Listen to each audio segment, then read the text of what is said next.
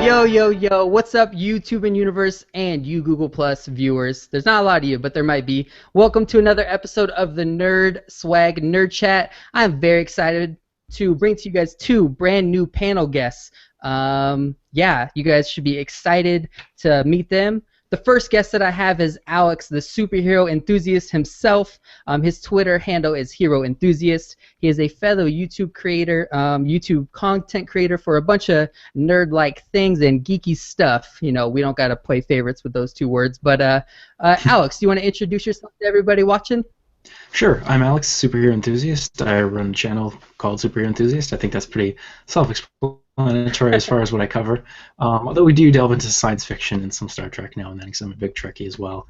Do a lot of podcasts these days. I'm looking to get back into more formal edited videos, but like to go in depth and analyze things with the brain. Awesome. And currently, you guys are doing Gotham discussions, right? Or no, you guys. Steve is over on Geekvolution. Steve is doing Gotham. So let's hop over to Steve. So Steve Baxi is joining us as well. He is doing Gotham discussions. He's doing his own YouTube content creating for nerd geeky stuff, and his reviews are fantastic. Steve, you want to introduce yourself to everybody? Oh yeah, thanks. Steve Baxi. So I'm on Geekvolution. We do Gotham discussions. I review Batman stuff with Cap all the time. He calls me his Batman expert. I'm on Geeky Gentleman, where we do stuff with Sid Part 2 and Milan Jeptic all the time. And I am a philosophy guy, which is why Alex and I get along so well. I have lots of videos in the can just talking about philosophical ideas and stuff, and that's what I love doing with geeky culture, is just talking about it in a more morality, metaphysical, and those kind of senses. So yeah, that's me. Awesome, thank you. Yeah, so their links to their stuff is down below in the description. You guys make sure go subscribe and follow them on Twitter. They are awesome guys, and I'm super stoked to have them on. So today we're talking about Marvel vs. DC. Which cinematic universe is better? I had a nerd chat a few days ago just talking about the Marvel Cinematic Universe, but we're here today to hop into which one has a better plan, which one's going to make more money, and which ones, as fans, are we most excited about. So our first topic of discussion is, in terms of making money, we'll start with the business side of this. Does one or the other have a better plan to make a bunch of cash? We'll start with Alex. What do you think about the plan, and who will make more money? That's a good question. I'm going to have to kind of say DC just because they have more of the iconic characters, and I think Batman v Superman will probably make just boatloads of money, more money than anybody can count, just because it's those two characters in a movie together, and we've never seen that before in live action, so that will probably break the bank. That said, I mean, Marvel's had a really good track record too. Both Avengers and Iron Man 3 made $1 billion, which is something that only Batman has been able to do. So, you know, I don't think Marvel's a slouch in that respect at all. But, yeah, I'm going to have to kind of go slightly DC. Although it's kind of hard to judge at this point because we don't have a very good idea of DC's plan aside from the next movie. Yeah, it's very vague right now, but to provide some context, for sure, Man of Steel, which is in this DC Cinematic Universe, grossed $668,000. And you're right, the Batman movies did go over $1 billion, but yeah, Man of Steel, $668 million. Steve, what do you think about this? Is the more historical favorite characters in DC going to outweigh the new interesting characters of Marvel in terms of cash? I think it's tough to say. I'm more inclined to lead Marvel because Marvel has a track record. And yeah, Batman vs. Superman's going to make money just because we have Batman vs. Superman. That's name recognition. That's going to get a lot of press attention. That's probably going to make close to $1 billion, if not $1 billion. But I mean, if we're talking about business side, we have to go to DC's business history of they have a wait and see attitude about everything. And whether or not Batman vs. Superman is good, if it doesn't meet their critical expectations, then we won't get anything else in that universe. And then by default, Marvel would get more money. I would say Marvel only because Marvel's financial institutions are more concrete than the ones DC has right now. Gotcha. Yeah. So Yeah, Iron Man 3, Guardians of the Galaxy, Captain America Winter Soldier, and almost Thor World all made more than Man of Steel. So I don't know if that's fair to make the correlation, but we know that with Batman versus Superman, there's going to be a huge jump in gross because that's kind of a big deal, right? Like that's it's going to be a real important part of DC's universe. Do you guys think if that movie doesn't do more than $1 billion that they may slow down their plans for going through 2020 with like Cyborg and Green Lantern? Do you think that's the movie that is the cornerstone to their future, or do you think they're going to go through with their plans? I think that's likely the case. I mean, part of me thinks they're doing the next movie, with Batman in it because Man of Steel didn't perform as well as they had hoped it would. They do kind of have that track record, like Steve said, of kind of slamming on the brakes every time they hit a speed bump. And Marvel is just a machine, and they've had movies that did not perform anywhere near as well as they had hoped they would, and they just keep steamrolling forward. Yeah, so and there's a big difference between domestic and international, right? Like Guardians of the Galaxy just broke the China box office record, and it came out I think 2 or 3 months later than it did domestically in the United States and North America.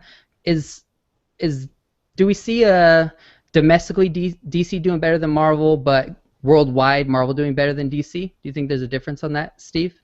Um, I would say so a little bit, yeah. I feel like DC is definitely gonna do a lot better internationally, and they do have a little bit of a history of that. Superman Returns did really well internationally and didn't do as well in U.S. box offices. Very true. And there were some correlations and stuff like the Batman films did really well internationally as well. Um, Marvel though is stepping up their game, and Captain America: Winter Soldier made a lot of money internationally, and Marvel wasn't expecting it. They expected a really big hit home run domestically, and they got that. But the international track record was pretty good too. I think what it is though is ultimately DC's gonna keep doing well internationally, solely because whether you live in China or you live in Japan, you live in Russia, you live in America, you know who Batman and Superman are, the way you don't know who Iron Man is or Captain Marvel is.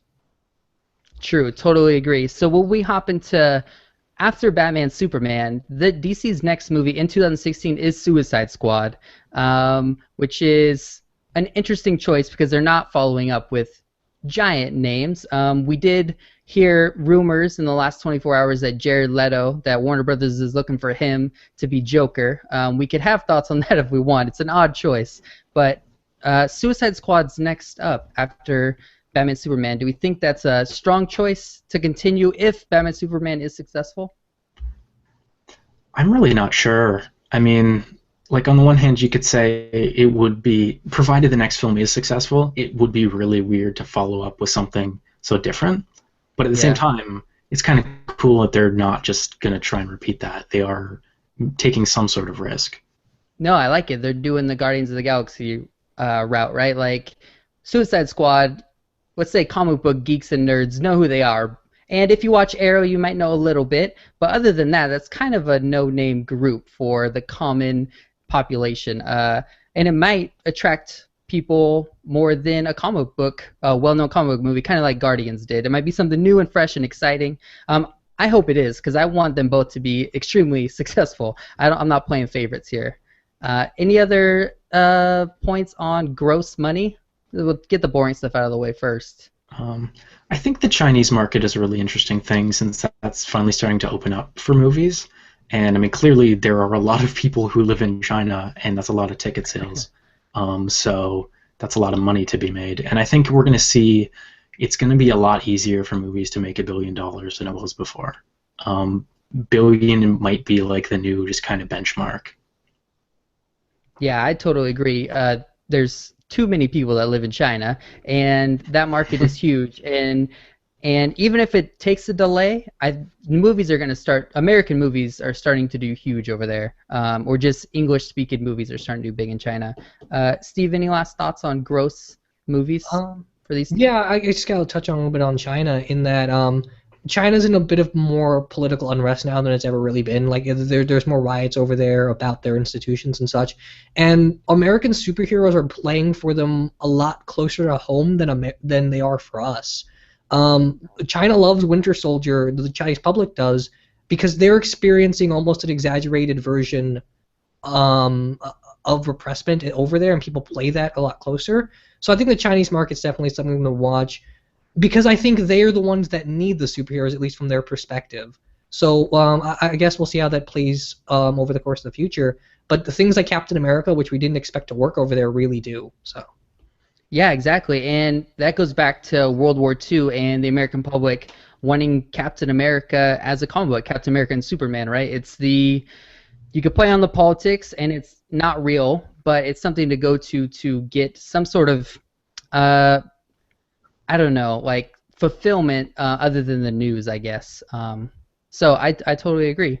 So I just want to give everybody watching reminders that the Q&A session is open. And not only that, we're streaming on YouTube. And if you guys have a question for us or you have a comment that you want us to comment on, go ahead and leave those and we will follow up with those as we're watching them, or we'll leave them to the end and we will answer your questions. So let's jump into the next thing.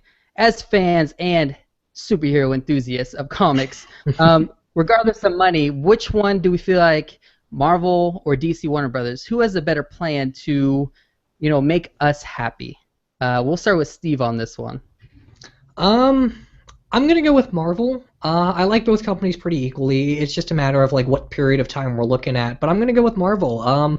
Marvel's really proven themselves. Marvel has been doing what I want. They've been embracing the nuttiness. They've been having fun, but they've been telling serious stories.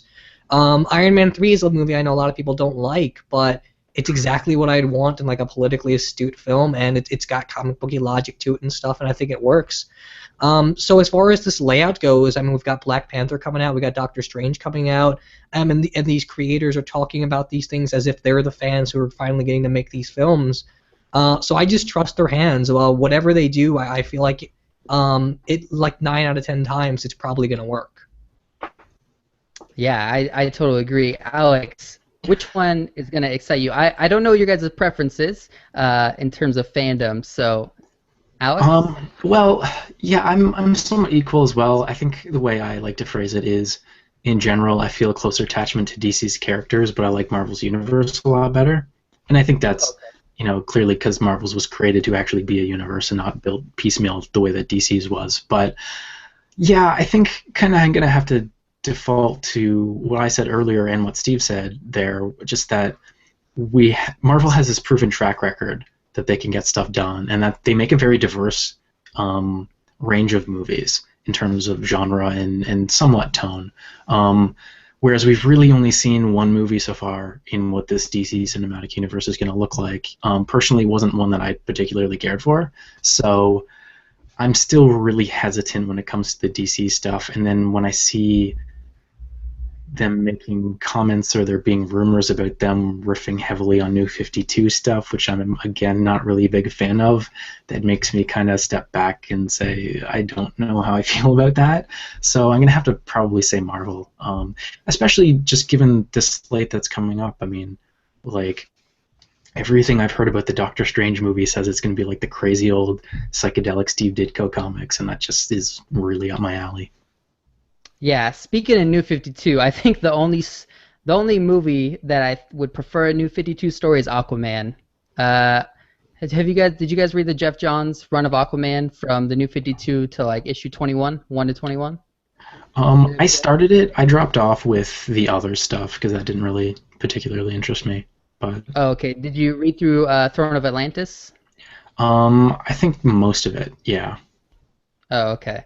Yeah, I think you same Throne of Atlantis. Okay, so I start to have some continuity problems with DC just a little bit. I'm a little concerned of how they're gonna make with the stuff that happened in Man of Steel. I find it hard to believe that none of these other heroes would have made their face known in that movie. That's the problem. With aliens coming and like Batman would have showed up. A lot of people would have showed up. Is all I'm saying. It was kind of a big deal. It's not like Iron Man 3 where it kind of all happened fast. There was some time in between all those things happening. So I'm just concerned continuity-wise that it's going to make sense, and that if they have to backtrack now, and they did put hints in Man of Steel of these characters being there, but I feel like they would have shown up. That's what's hard about these movies. Well, that's kind of the thing is, Man of Steel's whole premise is, what if Superman showed up in the real world?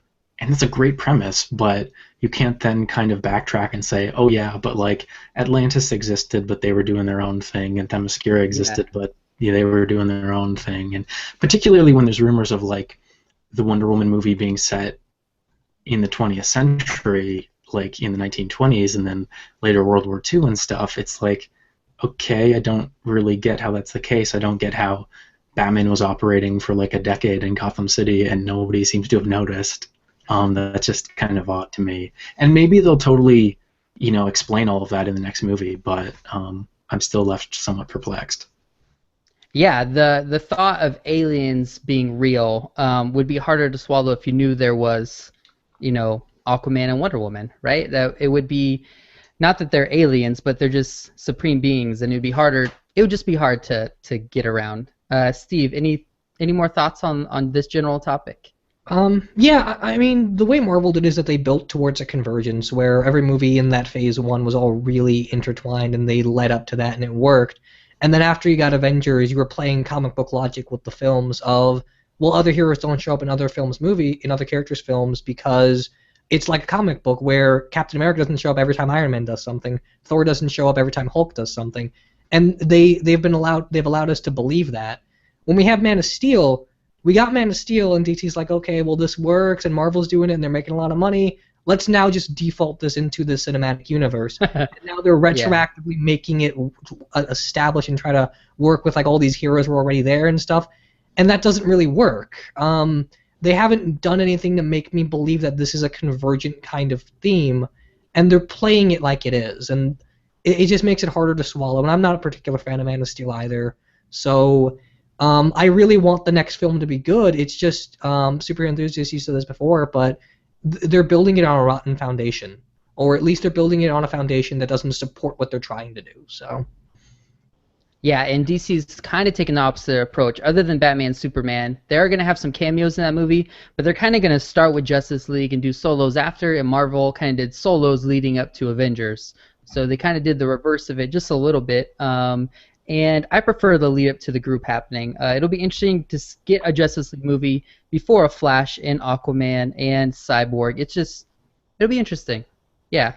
So let's hop into the next portion of the Nerd Chat, and this is our top 5 countdown of our anticipated films. If you took all these movies from DC and Marvel, you threw them all in a bowl, and you had to put them in a list, your top 5. We're going to go through that, each of us, but I would like for you viewers, if you could leave in the comments or in the questions section of our Google Plus Hangout your top 5. I would love to read a few of them out during the Nerd Chat after we've all answered. It'd be fun to hear your guys' top 5. So we're going to start at 5, and we're going to work our way down to 1. And these will be very interesting, and I'm guessing very diverse lists. I'll start with number 5. My number 5 most anticipated film out of all of these is a film we know nothing about, and that's Guardians of the Galaxy 2. Guardians 1 was, I think, my favorite or second favorite movie of all the Marvel movies. I don't know if it was the Star Wars attachment in my heart or my inner child, or if it's because I have an emotional attachment to Chris Pratt because he went to my high school. It's like some weird, like, I don't know what it is, but all I know is that Guardians was amazing, and James Gunn and the entire writing team is back on that film. So it's in my top 5. We'll go to the superhero enthusiasts next. My number 5 actually was Shazam, weirdly. Wow. I don't know. There's some rumors that it might not be a part of the DC Cinematic Universe and might be kind of its own thing. Yeah, I've heard that, which would be an interesting choice. Yeah, I think that's the right way to do it, just because I don't think that tonally that concept can fit with what they're doing, or at least what we've seen from Man of Steel. And, I mean, that's kind of the weird thing, too, even that Captain Marvel, Shazam exists in the same world, and that's only because DC bought that company. Because I mean that character is so similar to Superman. If you're creating a universe from the ground up, you wouldn't make two characters that similar in that same universe together. Yeah, they almost have the same power base, other than the eyes, the laser eyes. Mm-hmm. Yeah, and I mean that's definitely true because there was legal disputes in the past where they thought that there was like copyright infringement and stuff. And for a while, the Captain Marvel book actually outsold Superman. I mean, we have The Rock attached to it. We don't have a whole lot of information, but I think if they go for something that's a little bit more family friendly, it could be really cool. Because I mean, it's an awesome wish fulfillment thing. It's a little kid says a magic word and turns into this awesome brawny superhero. He meets a wizard. His best friend is a talking tiger. It's such a good concept. So Totally. I handled really well in film. Yeah, I could see it having the Guardians effect where you could have viewers go do it, not knowing one thing about the DC universe and loving that movie. Such a genuine character, just a good old kid, right? He's like he doesn't really have a dark side. He's just a good kid trying to be good. I love Shazam as well. Yeah. All right, Steve, you're number 5 on the countdown. Okay, my number 5 is actually Suicide Squad. I really like the comic book. I love Deadshot. Deadshot's like one of my favorite villains of all time. And I recently saw Fury, which is the same director as this film, David Ayers, and I really enjoyed that film. That's a film that's in it for the experience. And I feel like if he can do something not necessarily tonally like that, but in the vein of you watch it because it's an experience, I think that could be really fun.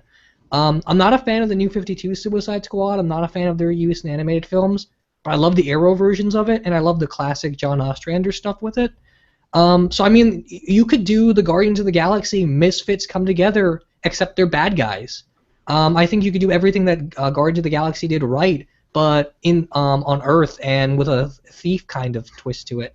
And, I mean, Deadshot in live action is just something I really want to see, and Arrow did it okay. I like the actor. I like what they did with it eventually. But maybe something just more off the page with the costume and stuff. I would love that. Yeah, I really enjoyed Suicide Squad and Arrow. That was a great section of episodes. What are you hoping the roster is? They haven't announced the actual roster for Suicide Squad yet. Like, what are you hoping the team is? I really want Deadshot, obviously. I've said that. I want Captain Boomerang on there. Because, I mean, those are just two staples of that team. Bane would be great. I know we probably wouldn't get that because of the Batman thing, but if we could get Bane in there, that'd be fun. A little bit would be like Secret Six-ish, like we would have like Ragdoll maybe there or Scandal Savage, and then maybe someone just like Black Spider or maybe someone like Blockbuster or something, just someone a little bit different off the beaten path, not necessarily a big name character. I can also tell you who I don't want. I don't want Harley Quinn. I don't want Harley Quinn anywhere near that movie. I'm just not a fan you of want Harley Quinn and Joker's daughter. You want them in there? Oh boy, Sorry, that was some Batman Eternal hate. So okay, I love that was great. I was not expecting either of those choices, so I'm stoked on this list already. Okay, so I'm gonna hop down to my number 4, which is Justice League number 1. I'm very excited to see. I'm anticipated, I'm anxious, I'm nervous, I'm scared all at the same time. But it does excite me a lot. I can't wait to see them all together. Now, depending on what story they do, my list could change. It might drop out of the top 5. But the first time we see the Justice League, you know, kind of like the Avengers, right, where they're all on the bridge and it's just that circle shot, it made me want to cry. So I cannot wait to see the Justice League all grouped up together. It's just, do they do the New 52 story? I hope not, because I don't think there really has been a strong Justice League story. I mean, the last 20 issues have dealt with Forever Evil, and you know, it just. Let's hope it's pre-52 Justice League something or something new, please. Because I thought Throne of Atlantis was great, but that was an Aquaman story. That wasn't a Justice League story. So that's my number 4. Alex, superhero enthusiast, sir, number 4. My number 4 is actually Aquaman. Weirdly, I'm somewhat of an Aquaman fan. I like a lot of classic stuff. The Sword of Atlantis book is really good. I think that's something, if it's handled well, it can basically be like King Arthur meets Conan the Barbarian underwater, and that's kind of they what got I'm Conan, right? Yeah, exactly. They literally have Conan. So they literally have Conan. Yeah, that's awesome. Anything else on Aquaman? It's a bold choice, sir. I'm curious to see how they do it, because like, how do they do people talking underwater and stuff like that? How do they do all of those effects, and what's it gonna look like? I'm just really curious to see, because I get the impression we're not going to get, as far as costume goes, that classic of an Aquaman. Yeah, I don't think we are. It's gonna be they're gonna make it more real life, I'm sure. Yeah, that was close to being on my list. It was between Guardians and Aquaman for my top five, but I went with the known success. So that's Yeah. Well, I awesome. also want them to just kind of like, give a big screw you to all the haters of Aquaman. Like Yes. if that movie is successful, he won't be a joke anymore. So that's what I'm hoping. That's one thing I did enjoy about the New 52, though, because they kind of did fix him being a joke. I mean, the first issue was him or the first two or three was him just being pissed off that people think he's whack. They're like, "What's he do? He's out of water. He can't even breathe." And he's like, "Really? Really? We're doing this right now?" So I've enjoyed the Aquaman's probably my favorite New 52 anything. So, but pre New 52, of course, Aquaman was great. Steve, number 4. Okay, my number 4 is Captain Marvel. I really want this Carol Danvers movie to be great. It's not even just because we're finally going to get a female character as a starring role in a comic book film. That's all fantastic, and I really want her to be a role model for kids growing up. But it's just such a different concept. She's a really fascinating character in her own right. She's got a following. You can do what Green Lantern was supposed to be. You can do a little bit of space copy kind of storytelling. You can do a lot of the really fun visuals, a lot of video game motifs and stuff. It's a movie that could be just as fun as Shazam and just as deep and thought-provoking as Winter Soldier or Dark Knight or anything like that. And everyone that they have on the list of rumored potential Captain Marvel actresses, it's all fantastic. It's all great. I think now is the time to get a movie like this. This and Black Panther particularly. So I'm just really excited at what it could potentially be. Yeah, I'm very excited for Captain Marvel as well. I think it's an awesome choice. It's cool that they are going to make her legit the strongest being in the Marvel Cinematic Universe, other than, of course, Thanos with the Infinity Gauntlet. But she will be stronger than the Hulk. She will be Marvel's Superman.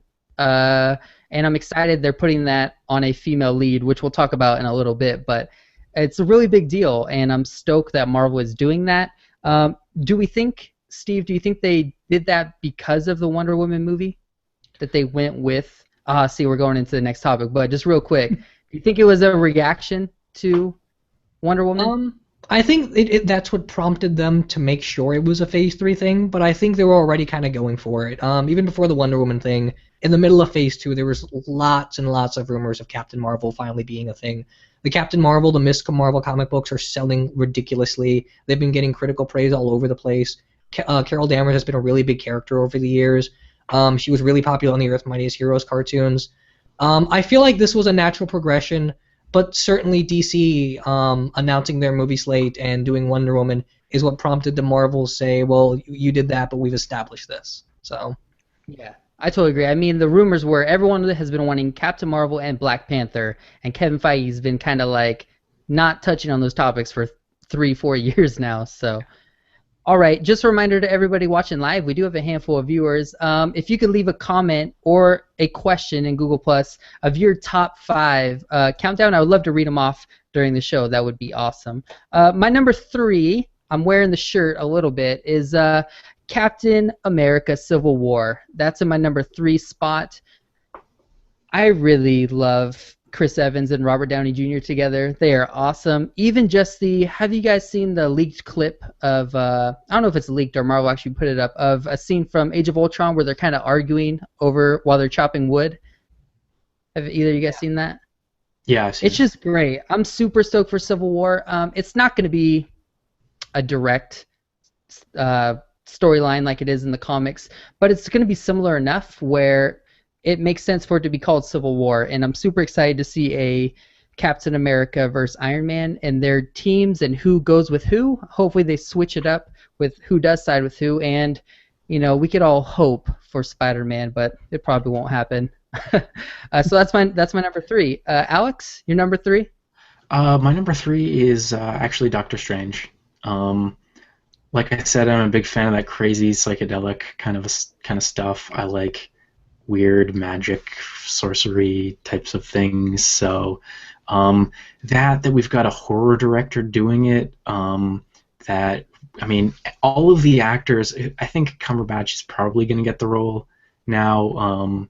He's not necessarily the most inspired choice, but I think he'll do really, really well. But everybody who's been rumored for the role has just been a great casting choice. So the thing I'm most excited about is it's apparently not going to be an origin story.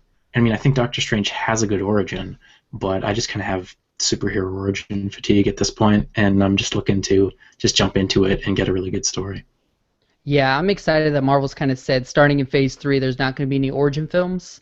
I think that's a good choice. But we know like Black Panther showing up in Captain America: Civil War, and we'll see where Doctor Strange shows up. But they said that everyone will be a part of a previous movie before they get their own, which is nice. Mm-hmm. Steve, you're number 3. My number 3 is Avengers: Infinity War. Parts 1 and 2, since it's going to be essentially the whole film. I can't wait for that. I can't wait for this Thanos payout. I waited in the theater when Avengers came out. I saw Thanos smiling. Every time I saw a film theater, I waited for that clip. I was ridiculously excited when Thanos spoke in Guardians of the Galaxy. Thanos is just one of my favorite villains, and he's great, and they got Josh Brolin for the role. We've been building to this for nearly 6 years now. And since Guardians of the Galaxy is just such a great, fun film in space, and we've really established that universe, and there's a lot of stuff to play in with that. I think Infinity War is just going to be a fantastic culmination of everything we've seen before. It's going to be, as far as I can tell, it feels like it's going to be a combination of what we're going to get with Age of Ultron and the first Avengers movie, where we take all the really deep, interesting character stuff with an incredibly menacing villain, and then we just throw it into this really great blend of fantastic comic book off-the-walls action. So, I mean, I'm looking forward to analyzing it. I'm looking forward to turning my brain off while watching it. I think it's going to be the best of both worlds. Yeah, I'm super excited for that. It's on my list, so I'm gonna give it away right here. My number 2 film of all these is gonna be Batman v Superman. That's my second most anticipated movie. If they do the Dark Knight Returns story and they at least use a quarter of it or a half of it, it'll be a wonderful movie. It'll be fantastic. It'll be great to see a new Batman on screen other than the well, Christopher Nolan still has a part of the universe, but a new Batman, an older Batman. I like old man Batman. He cracks me up, and I think it'll be awesome to see this in a movie. And I really have high hopes for Ben Affleck. I'm actually really excited about that casting. Everything we've seen from the new Batmobile, where it's mixed with the Tumbler and the classic, and his suit, I just think it looks fantastic, and I cannot wait to see Batman v Superman. I love that they took Man of Steel 2 and made it a Batman movie, so I could be happy about that. So, Alex, your number 2? My number 2 is actually Captain Marvel as well. I loved the Kelly Sue DeConnick run on it. I'm enjoying the current volume of it that she's still writing. I'm really happy that she has a consistent artist on it now, and an artist that kind of suits, I think, the story a lot better. But if they riff at all on that first story that she did, that was just fantastic. And Carol Danvers is just such an interesting character, especially when she takes on the mantle of Captain Marvel. So, I just think that's going to be fantastic. I think they would have to, just with their track record and everything, I think they would actually have to work to screw it up. So for me, it's just kind of I can just sit back and say, like, they're going to knock this one out of the park. Yeah, I totally agree. Do we hope that she doesn't get her powers until Captain Marvel? Could she show up in previous movies as a jet fighter? Or we think she's going to show up in the universe with her powers? That's a good question. I hadn't really considered it. They could really do it anyway. Like, I don't know. I'm happy to see her. That's fair. I mean, it's hard to say too much, right? We basically know nothing, other than we have a cool logo. Yeah, and we know that the current comics are outstanding.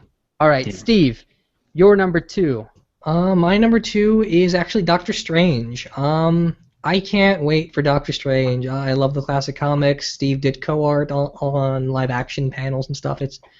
It's gonna be great. I don't care who they cast. I'm a big fan of Benedict Cumberbatch, but everyone on that list, like Enthusiast said, they're all just great actors. And I mean, Marvel's got a track record, and they adapt stories that I really like, and they do them better sometimes.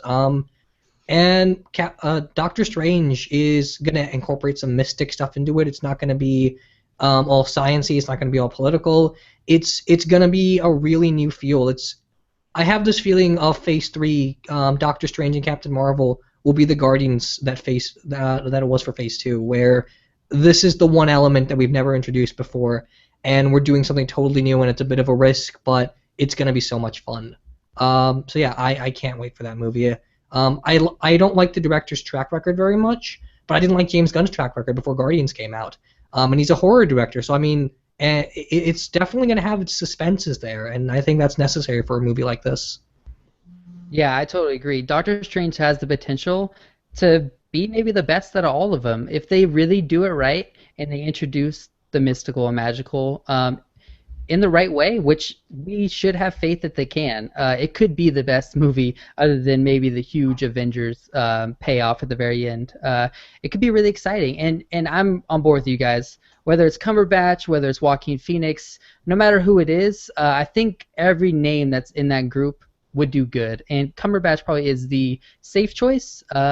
A lot of people know who he is, especially nerds and geek culture. Everyone loves Cumberbatch, and people are gonna be mad if he does Doctor Strange because that could take him off Sherlock. So we know who he is, and that probably is the safe bet. So let's drop into number 1 of our list. Mine is Avengers Infinity War. I'm just going to put part 1 and 2 together, but if I had to, I would pick part 2. I would keep part 1 off the list. I'm hoping this is where all the heroes come back together to fight for a cause. Hopefully somebody dies. Hopefully that person is Captain America. But if Cap and Iron Man both die, that's cool with me. But the build-up to it has been too perfect for me to not put that as my most anticipated film.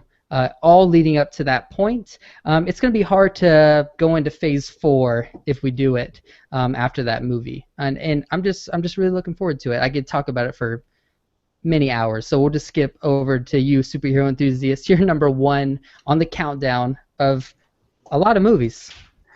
My number 1 is actually Batman v Superman: Dawn of Justice. I'm a huge Wonder Woman fan. I feel kind of weird not having her as my number 1 on the list. I'm just so worried about that movie. I don't know what to feel about it at this point. The little bit of stuff, I mean, like I said, I don't like Man of Steel, but everything I see for Batman v Superman, even if I don't like it, weirdly excites me somehow. And it's one of the nearest movies, and I think once I see it, then I'll probably get a better idea of what they're going to do with the rest of their universe. So it's close. It's a big deal. I'm really excited about it. Yeah, you're going to be there 4 hours early before the movie starts? Oh, I will be there like a week early. A week early, yeah. You're going to iPhone 6 it? Yeah. Okay, nice. I have a feeling that Steve. I have a feeling for his number 1. Steve, your number 1 movie. All right, my number 1 movie. It's not Dawn of Justice. I am really excited for that movie, and I'm excited for Age of Ultron. But both of those movies are so around the corner that I feel like I'm not as anticipating them yet because I know they're just right there. They're about to come out. But looking forward, my number 1 is Captain America: Civil War. Captain America: Winter Soldier is my favorite comic book film of all time. It's my favorite film of this year. Winter Soldier is my favorite Marvel comic that I've ever read. I love the Winter Soldier character, and I love the directing in that film. And if anyone can make Civil War good, it's those guys. I am unbelievably excited for this. I love all of the fascinating philosophical differences and motivational differences between Tony and Captain America. If you look back on all of their films, even the first Iron Man and the first Captain America, they have so many structural parallels, and they take so many of the similar turns and similar mistakes. And they do everything so similarly up to a point, and it's just these two main characters that disagree with each other. And yet they can somehow push that aside when they need to fight for something else. and to finally get that to come to a head and finally get these two characters to hash it out, whether it's with words or fists, it feels like a big deal to me. I feel like they set this up better than anything else in the universe. Yeah, it's number 3 on my list, and these are all interchangeable because I'm pretty much excited for all of them. But one thing I do want to throw at you guys, a little curveball you don't have on here, least anticipated film out of all these movies. We're gonna go backwards. We'll start with Steve. Ooh, least anticipated. Oh yeah, they're on the spot. That's tough. I think I'm gonna go with I don't want to sound mean, but I'm gonna go with Cyborg. Yes. I just don't care. I don't care about Cyborg. He's a character that they elevate to Justice League status for no reason. He's good in the classic New Teen Titans run with George Perez and Marv Wolfman. And people keep acting like he's the greatest thing in the universe, and they do so very little with him. They just act like he's cool without making him deserve it. I feel like there are so many other minority and female characters in the DC universe that you can tout up and that have a history that deserve this movie, and Cyborg got it. I don't know. I don't care about that character. I don't care about that movie. Yeah. All right, Alex, superhero enthusiast, least favorite or least anticipated movie for the next 6 years. Are they making another Ghost Rider? That's really tough. I'm gonna have to go with Thor Ragnarok. And it's so weird. That's like nobody's talking about that movie, and I don't exactly know why. I know the Thor franchise hasn't really done spectacularly. I am excited for that movie, but I think it's just the one I'm least excited for. Yeah, I am actually oddly excited for that movie because we're gonna have King Loki. We can only assume we have King Loki, and if they follow the mythological storyline, it could be something awesome. But yeah, it's got to be pretty low on the list for me as well. But my least anticipated is Cyborg. I agree with Steve. I don't care. I don't even know if I want to see that movie. I just don't. I have no attachment to that character. Even in he just doesn't belong in the Justice League at all. Even in current comics, like I don't get it. His character doesn't do anything for me at all. So that's my least favorite. We'd love to hear from you guys your least anticipated film for all these movies coming out. If you can leave them in the comments. We did get a few people that dropped their lists. So the first one is from Inferno Comics, and Inferno Comics has his list as number 5, Captain America: Civil War. Number 4, Thor Ragnarok. Look at that. That's amazing. Oh no, number 3, Cyborg. Oh yeah, Inferno Comics. This is awesome. So 5, Captain America: Civil War. 4, Thor Ragnarok. 3, Cyborg. 2, Suicide Squad. And 1, Batman v Superman. So that's a very different list. So that's awesome. I'm glad that there's something for everybody out there, and that's pretty cool. We have another list from It's Your Boy R2. And here's his top 5. He cheated. Oh no, I see what he did. His 5 spot, he has Guardians of the Galaxy 2. His 4 spot, he has Avengers: Infinity War. Number 3, he's got Captain America: Civil War. Especially because there's a Black Panther cameo. Laugh out loud. So you'll see that. Number 2, he has Black Panther / Aquaman, and number 1, he has Aquaman / Black Panther. So he might switch up. He might switch up his list, is what it looks like. But if any more of you guys have your top 5, I would love to read them off on air. And any thoughts on those lists? Inferno Comics has Cyborg, Suicide Squad, and Thor Ragnarok from 3 to 4. Very interesting. I like Cyborg. I mean, granted, I'm someone who genuinely, non-ironically likes the Super Friends, so okay. Take that for what you will. But yeah, I'm somewhat in agreement. I think he works better on the Teen Titans team than he does on the Justice League. And again, as far as the lineup goes, it seems like again they're trying to copy the New 52 Justice League lineup, which is sort of for me. But yeah, there are a lot of other black characters who I think kind of deserve it before Cyborg, for sure. Yeah, I would agree. So let's jump into the next part on the agenda, and I'm gonna skip one. We have a question from It's Your Boy R2, and this is gonna lead us into our next discussion. The next discussion will be just our thoughts on both companies finally having a female lead in the modern age of movies. And to kick it off, we have a question from It's Your Boy R2. He asks, which character will the general movie-going audience accept more, Wonder Woman or Captain Marvel? Wonder Woman being a demigod essentially, and Captain Marvel basically being the Superman of the Marvel universe. Both of you guys are excited about both of these movies, but Alex, you love Wonder Woman. What do you think? That's tough. I think if Wonder Woman's done well, then probably Wonder Woman. That said, I think Carol Danvers is a pretty easy character to relate to and to latch on to. In some respects, I think she could be as popular, as easily as Iron Man was made popular. But I don't know. It's kind of a toss-up. I think people will I think they'll be very different movies. So it's just kind of hard to compare them in that respect. So it's maybe more just a thing. Yeah. Thoughts on that? Yeah, it's hard to pick between those two. Wonder Woman obviously has the name recognition. And I feel like to get Wonder Woman right and to get Wonder Woman to be as popular as DC wants her to be, you'd almost have to do the Richard Donner Superman thing of make it an epic, make it this larger-than-life woman that everyone can aspire to be, and that's what makes her so great.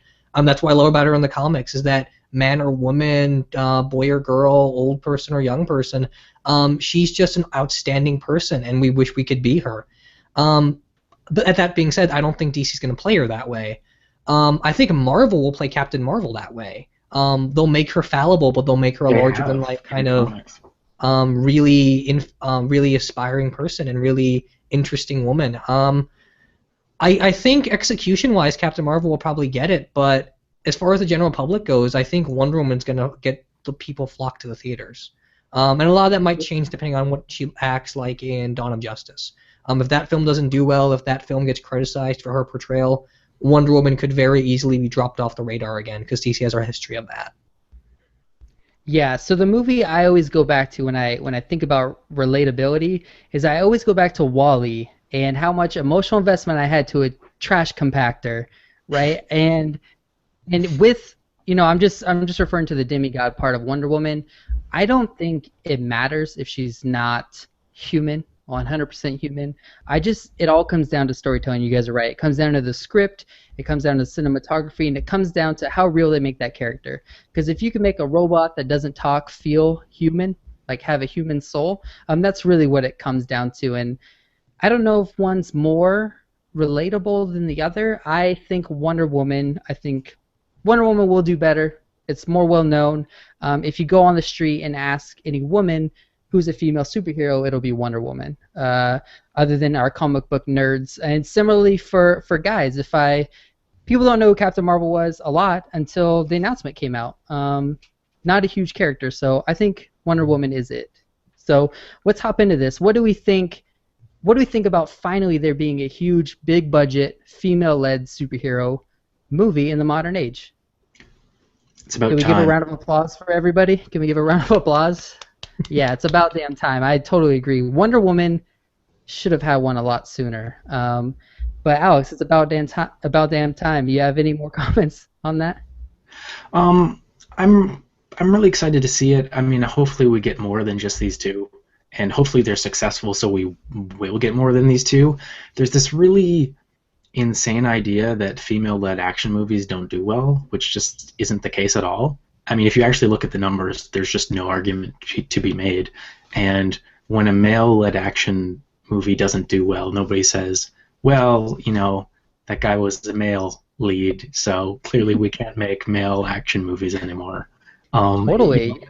Yeah.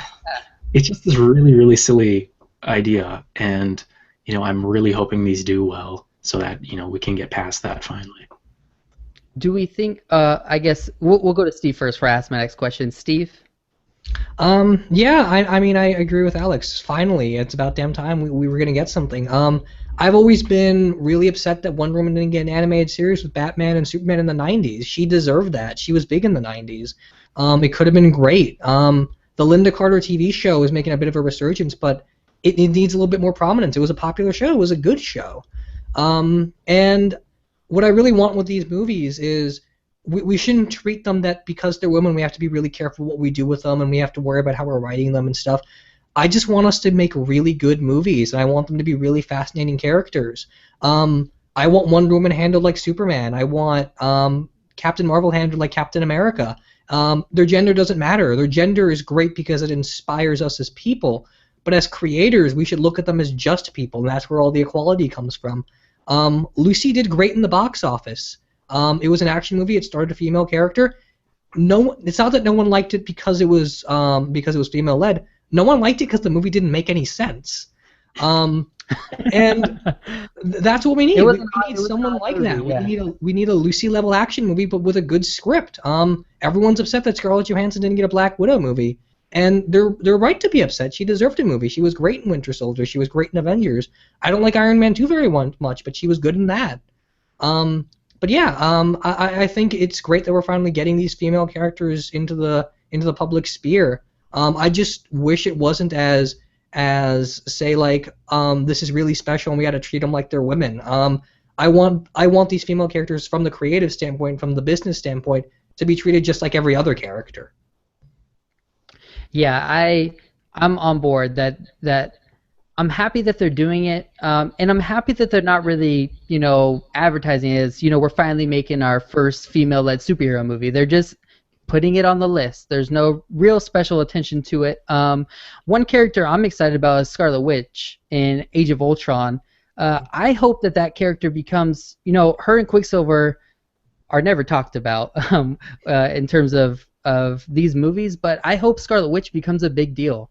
She is going to be the first supremely powerful female superhero in the modern movies, and I'm super excited to see her character. I would love to see Scarlet Witch, I would love to see her in Doctor Strange as well. I would love for her to be a big part of that mystical, magical part of the Marvel Cinematic Universe, and I'm super pumped for them, and yeah, I'm really excited. Would you guys like to see Scarlet Witch play a big part in Phase 3? Yeah, I think that's a good idea.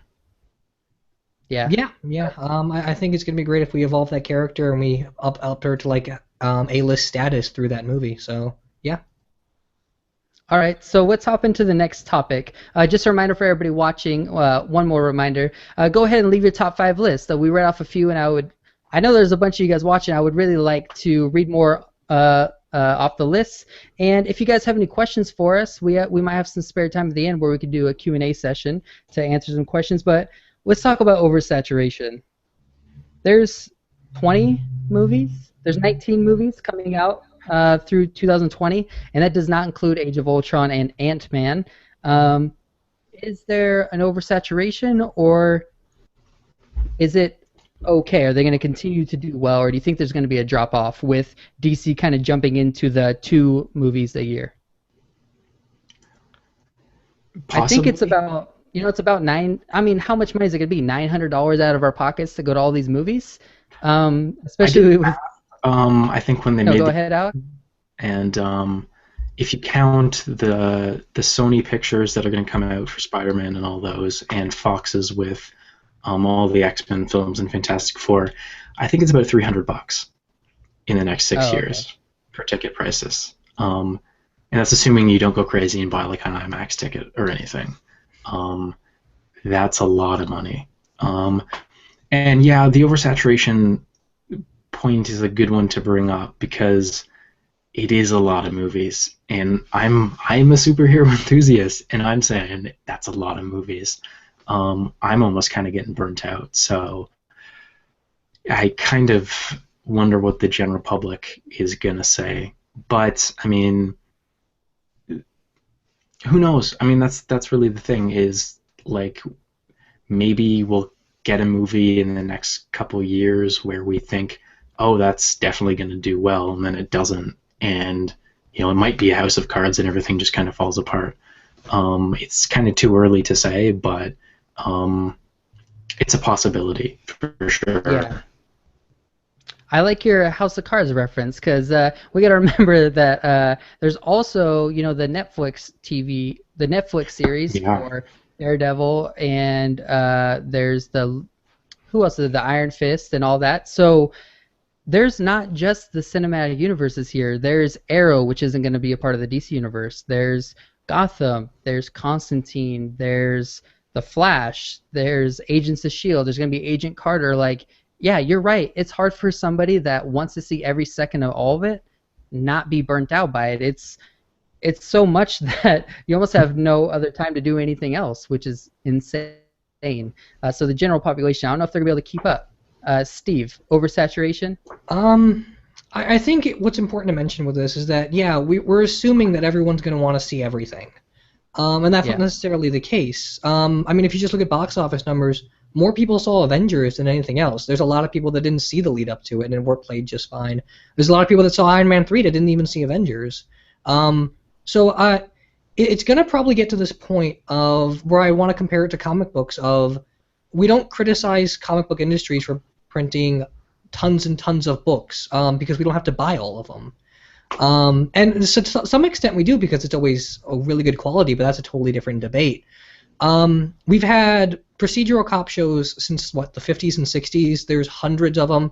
Clearly we're not burnt out on those. And if we keep getting movies that are just different, if we keep getting movies that are doing different themes and paralleling different genres, if we're getting them as diverse as we are right now, then I don't think there is a risk of burnout. I think burnout comes from when we finally get a sequel to a movie and it's the exact same thing we saw before. And so far, we haven't had that. Man of Steel got a little bit of flack for just being Nolan trilogy Batman or Superman, but it wasn't as good as that. And if we continue down that road, if we just keep doing the same thing over and over again, then yeah, I think burnout's a possibility. There's certainly a lot of superhero stuff to keep up with. But again, we don't have to keep up with all of it. I think a sub-question to address with this is also how well are Marvel and DC going to do with making these films standalone? Because I mean, even they have to assume that not everyone's going to see everything. Yeah, you're right. They've done a good job with making. Well, let's say Guardians. It's a perfect example. That is a standalone movie that ties in sort of. And that's what we're going to have to hope to see. But you're totally right. As long as the genres are a little different with them being superhero movies. I mean, this year we got a political espionage thriller in Captain America Winter Soldier, and we got a space opera in Guardians, both in the same universe. And you're totally right.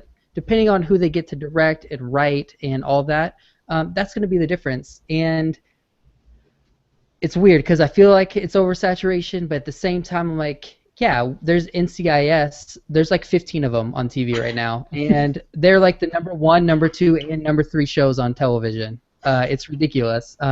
There's The Voice. There's American Idol. There's oversaturation of everything. So is it oversaturation or is it not? And you're right. If they do the same movie over and over, that's when it becomes a problem. Back to you, Alex. Anything? I'm more worried about DC in that respect because they seem to try and make everything the exact same tone, and I think there is just going to be more risk of burnout there if, like Steve said, things are far more similar than maybe they should be.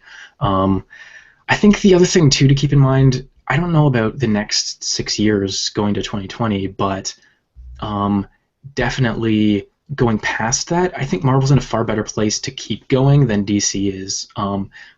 Although DC may just have to completely recast people at a certain point. I think Marvel's set up in such a way that, you could have Rhodey, you can have Robert Downey Jr. leave and have Rhodey step up and just become Iron Man. Clearly, Chris Evans is going to leave once his contract is up. He said as much. He wants to be a director now.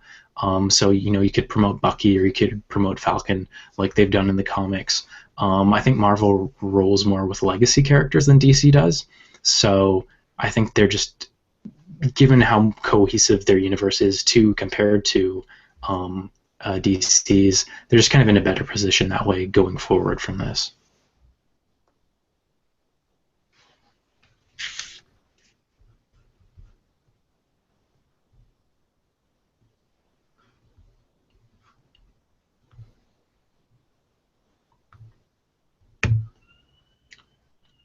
Did we cut out? Maybe. It says we're still live, though. That is peculiar. Um, I don't see Steven. I don't either. Um, yeah, we're still live. Whoops. If we are, apologies, everyone. Yeah, we don't mean to have dead air. No. Yeah, I've clicked the video link. We are still live. Hmm. Okay, technical difficulties. We'll see if we can get this up and running again in just a second. See, this is why people don't like using Google Plus. Yes, it is. But it's live. It's uncensored. Exactly. These Yeah, are the yeah. things that happen. Crazy things, man. Crazy things. Um. Interstellar was good. Yeah, Interstellar was awesome. That's a movie we should definitely do a discussion on at some point. Mm-hmm. That movie was fascinating. It was, for sure. I need to see it again.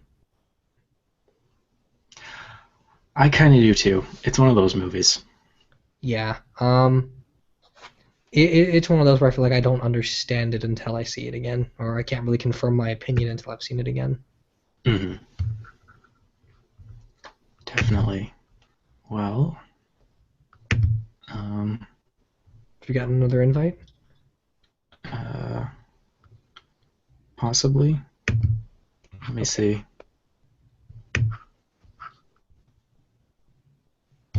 Or perhaps you can invite him back.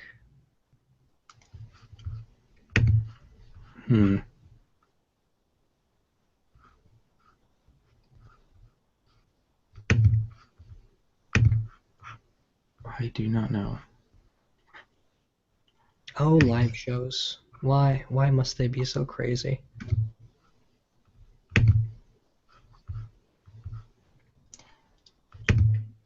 I don't know.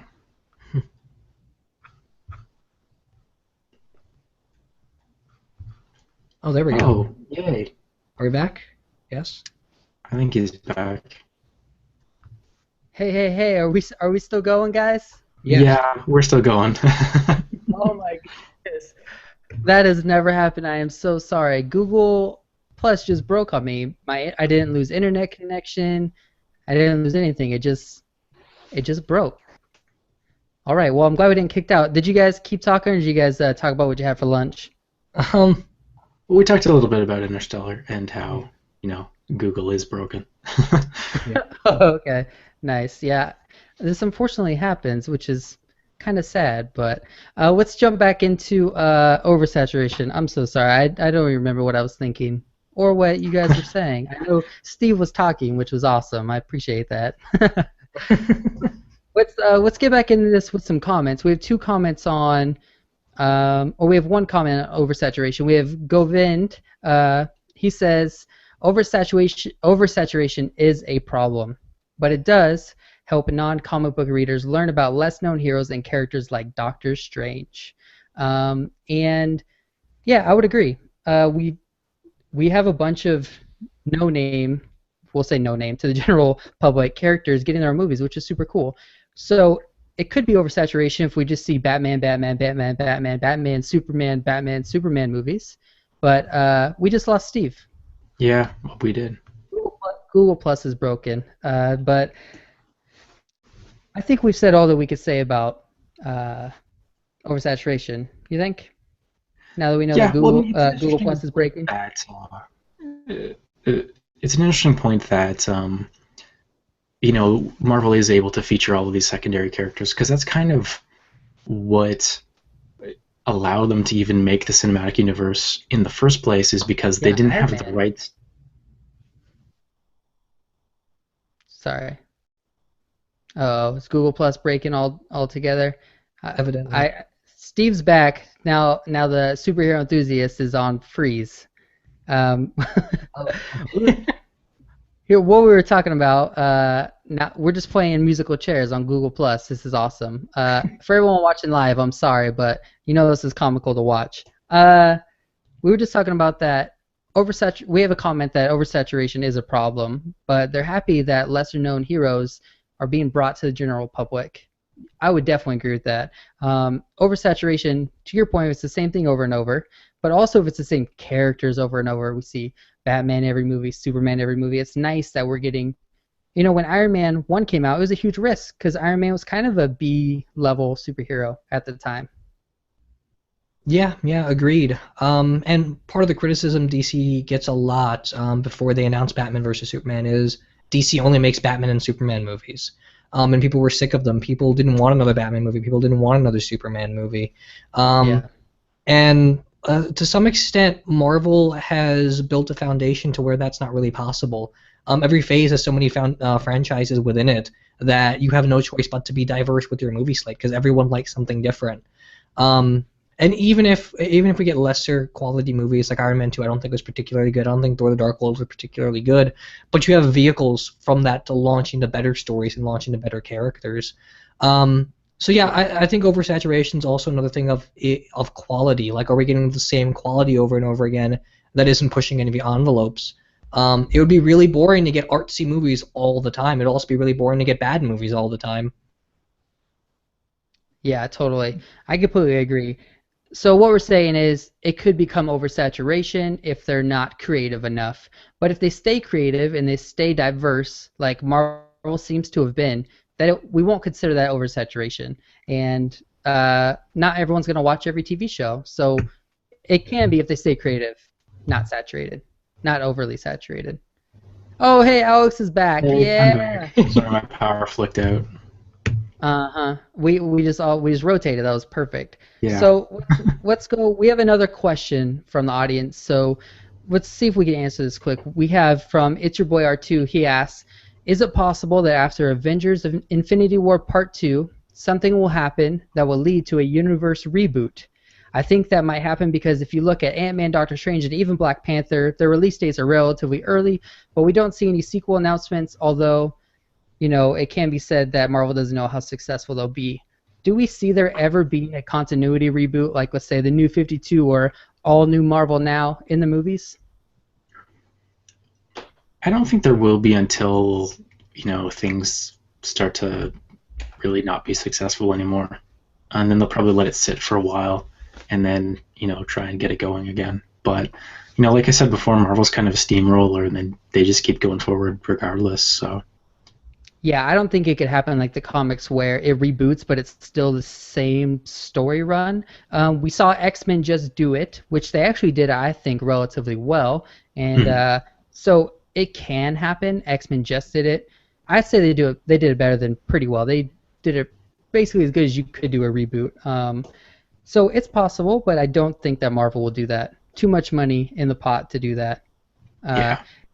We still have Steve is lost again, so we could wrap this up pretty quick because we don't know who's gonna lose connection next. It might be myself. So we just have one more thing on the agenda. Who do we think's taking more risks? We can start with you, superhero enthusiast. That's a good question. It's kind of hard to say just because we don't know. I mean, we only have the one film to judge DC by at this point. Yeah. I don't think it's really fair to say that like Marvel's taking risks in the sense that they're bringing in a lot of diversity. I mean, we have Black Panther, we have Captain Marvel. I don't think that's a risk. I think that's appealing to an audience that's clearly there and just hasn't been marketed to yet. I think it's actually a pretty safe bet. So I might actually go DC just because Aquaman has that reputation of being kind of lame. And they're doing, Wonder Woman could be a make or break sort of a thing.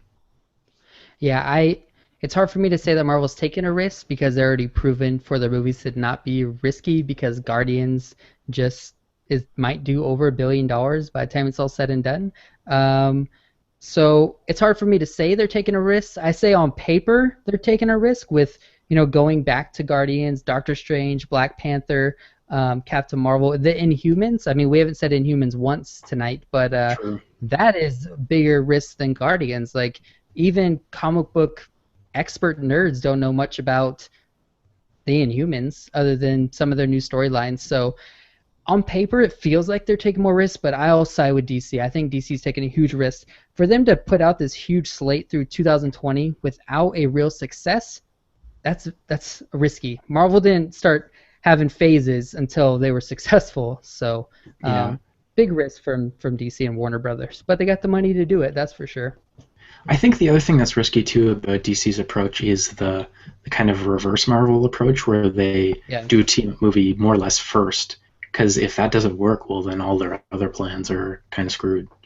Yeah, if nobody can get emotionally invested to the team, then individually it's not going to work at all. For sure. I don't think I have anything else on here other than, is there anything we're missing? Are we missing a Hulk movie? Are we missing a DC movie? Anything that you were hoping to see that you didn't? I was hoping to see Black Widow, personally, just because I mean, Scarlett Johansson's great. She proved with Lucy she can carry a movie and make that movie crap tons of money despite the fact that the movie isn't any good. And I think, Black Widow movie, it's pretty simple. I mean, it's kind of female James Bond in the Marvel Universe. I don't get how that's not an easy sell. Yeah, I totally agree. I would have really enjoyed... I don't want to see a Hulk movie, but I would have enjoyed to see a Black Widow movie. That is something that I thought we would see. I really liked Winter Soldier. I even liked Nick Fury in Winter Soldier, and we haven't talked about him much either. But he goes off for his own mission at the end, and we don't know what he's doing or going to do. If he's going to start a second Avengers team, or is he going to go and get Captain Britain and start a team? Like, we don't know what Nick Fury is doing. I would love to see a Nick Fury Captain Britain, like. If he's the one that gets Black Panther and has an international Avengers, I think that'd be really exciting. But back to Black Widow, her and Nick Fury were really great in Winter Soldier, and Winter Soldier was somewhat a Nick Fury movie. He kind of got a full character arc in that movie, and I would love to see that for Black Widow. We've seen in the trailer that Age of Ultron kind of has scenes, the Cinderella scene, where Black Widow could have some sort of origin in that movie, but I wish that we would have got a standalone. Yeah, Captain Britain. I'm waiting for it to happen. We'll see if it happens, but we need more international heroes. Is all I'm saying. It's Marvel, other than Black Panther, will be fully American heroes basically. So anything else to cover off on that? I don't think we do. We have one more question. So we'll say this is the last question for the night because we're already a little bit over. Do we have Steve back with us? I think so. Am I here? Yeah, there you are. Okay. Okay, cool. We have another question from the audience from Govind. He asks, how do you guys feel about the DC TV shows not being put into the movies? For example, Flash and Arrow both have amazing actors and have been great to watch, yet DC is using a different actor for the Flash in the movies and won't be bringing in Green Arrow. If Marvel can do such an amazing job with tying in their cinematic universe with Agents of S.H.I.E.L.D., why can't DC do the same? It baffles me. It makes me a bit sad because the actors will just get replaced. I guess my first comment is they haven't said which Flash was cast for, I'm pretty sure. And just recently, Jeff Johns did make a comment that it's not out of the realm of possibility that Stephen Amell's Arrow could be in the universe. They've kind of said they were going to be separate, but just recently, about a week ago, he kind of hinted that they're looking at it again. So, Steve, do you like that they're not all connected? I guess if you asked me this, if we had this slate 5 years ago, I would have said yes, because I think doing things outside of canons is cool. But right now, I would say no. I really want Arrow in that universe. DC has been doing something for years that Marvel hasn't been doing very successfully ever, and that's having TV properties. Marvel's had some okay cartoons in the past, but they've never really done a really successful live-action TV show. I mean, they had the old Hulk show, but that gets criticism right now because it's really formulaic. Marvel has yet to make a TV dominance, and you could maybe argue Agents of S.H.I.E.L.D., but that show doesn't have really great ratings either. I think DC, their strongest bet was TV. Arrow has tied into virtually every character in their universe somehow or rather. Flash is a very comic book show. I think if they used those universes as a launching pad for a cinematic universe. I think they could have been in a much better shape. All the weaknesses we've listed, all the risks we've talked about with DC and Marvel, I think they could have overcome almost all of that through TV. I mean, another Wonder Woman TV show that gets spin off into a movie. Superman as a guest character on a TV show. A TV cinematic universe. Something like that, something different, I think could have really, really helped and up their game. As it stands, I don't think they're going to do anything of that vein, but I would have loved it. Yeah, they are kind of making a DC CW cinematic or television universe, and they are doing Arrow right. Arrow is so good; it's hard to even explain. I think that show's great. I think people love that character. They're attached to Stephen Amell's portrayal of Green Arrow, and I think putting him in the universe is the right decision. And I think it's still a possibility. I think they can. They've hinted at Wayne Enterprises in the Arrow show, so we know that Batman's in his universe. They're starting to add in just hints where they could tie it in if they wanted to, but I would like Barry Allen. Do we know if the Flash is Barry Allen in the cinematic universe? I think so. We do for sure. It's not Wally West at all. I just think they could change. I'm pretty sure it's Barry. Okay, if it is, dang it. Because I mean I just don't know what to think of Jeff Johns last week. I think it was last week or 2 weeks ago, mentioning that it is possible, and they are reevaluating that situation. But to go Vin's question, it would be cool if they're all tied together. But there's no way Gotham, Constantine, and the new Supergirl TV show. They're all on different networks, which makes it really hard. It's easy for Marvel because DC owns ABC, so that's what makes it hard for DC to do a integrated universe because all their rights are on different networks. Mm-hmm. Mm-hmm. Yeah. So I don't know if there's any other questions for the night. Do you guys have anything else that you want to comment on? We're about 20 minutes over, and I feel like we just brushed the top of all these subjects. I don't have anything in particular to add. I mean, we did cover a lot. We did. We covered a lot. Steve, anything you want to add as a final thought? Well, kind of a final thought, but on these topics. Nothing really. We talked a lot about the ins and outs of these plans, and I think I just want to close out by saying I'm really excited either way. I want everything to be good. Yeah, me too. I am not hoping for one to fail. I hope they're all successful and we get these movies for a long, long time. Well, I guess that's it for this NerdSwag Nerd Chat. I'm sorry for some of the technical problems that we ran into, but hopefully you guys had fun watching. Make sure to like this video if you're watching on YouTube. That does a lot for Google Analytics. And I want to thank everyone for commenting and leaving questions. I love hearing from you guys, and I'm sure the fellas do as well.